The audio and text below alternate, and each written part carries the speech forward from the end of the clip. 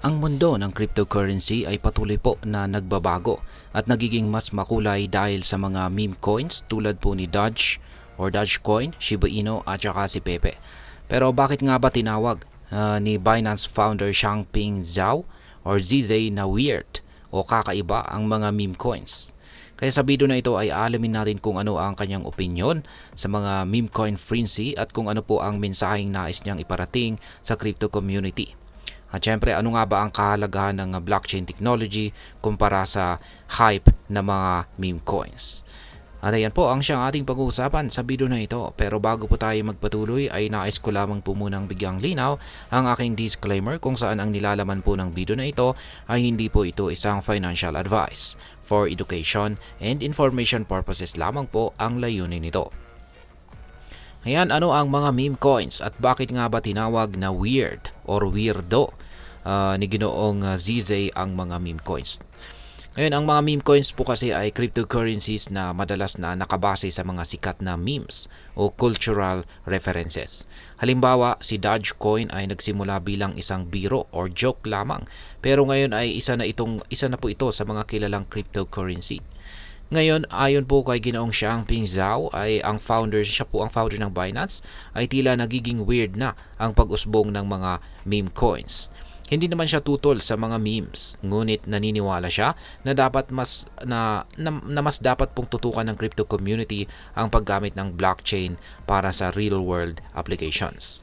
Para po kay Ginoong ZZ, ang pagpapalago ng technology ng blockchain ay mas mahalaga kaysa sa pagtutok sa mga coins na madalas ay wala namang malinaw na gamit. Ang pagsabog po ng hype sa meme coins ay nagdudulot ng malaking speculative activity kung saan ay madalas na nagiging sanhi ng sobrang volatility sa market. Kaya para po sa mga baguhan o retail investors, maaari po itong maging delikado dahil sa posibleng malaking pagkalugi or pagkatalo. Ngayon ay paano po naapektuhan ng opinyon ni Ginoong ZZ ang meme coin market? Ang komento po ni Ginoong ZZ laban sa mga meme coins ay nagdulot ng selling pressure sa mga nangungunang meme cryptocurrencies. Sa loob ng ilang oras matapos po niyang maglabas ng kanyang pahayag, ay bumagsak ang presyo nila Dogecoin, Shiba Inu, Pepe at si Bonk ng halos 9 to 10%. Bukod dito ay kinuwestiyon din ng iba pang mga eksperto sa crypto industry ang pagiging sustainable ng mga meme coins. Ayon po kay Ginoong Willie Wu, isang kilalang analyst, ang meme coins ay nagiging anyo ng trustless gambling, kung saan ang mga tao po ay nag-i-invest sa hype kaysa sa tunay na halaga ng mga projects. Kung sinang-ayunan po ito naman ng ibang mga crypto enthusiasts kung saan ay nagsabing ang mga meme coins ay unti-unting nawawala sa kanilang pagiging nakakatuwa at nagiging desperado na po ang kanilang market presence. Ngayon ay ano po ang papel ng Binance sa meme coin or frenzy? Kahit pa tinawag na weird ni Ginoong ZZ ang meme coins, hindi po maikakaila na bahagi rin ang Binance sa pag-usbong ng trend na ito. Kamakailan lang ay naglista ang Binance Futures na para sa dalawang bagong meme coins na Y at saka SHIMS. Yan, subalit matapos lamang ang ilang araw ay bumagsak ang presyo ng parehong tokens.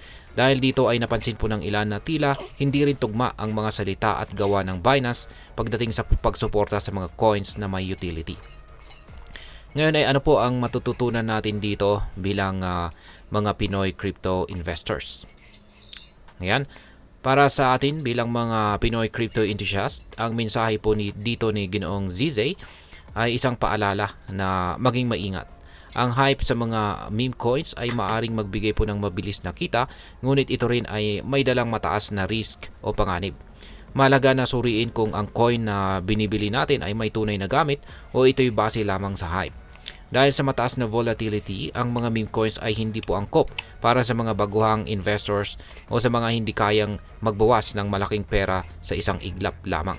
Para sa mga seryosong crypto traders, mas makakabuti ang pagtuon sa mga projects na may malinaw na layunin, tulad po ng paggamit ng blockchain para sa real-world applications, gaya po ng supply chain management o financial inclusion.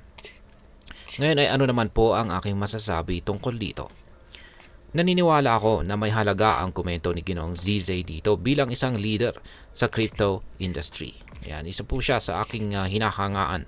Habang nakakainganyo po ang meme coins dahil sa kanilang potensyal na magbigay ng mabilisang kita, dapat pa rin nating tandaan ang tunay na layunin ng blockchain.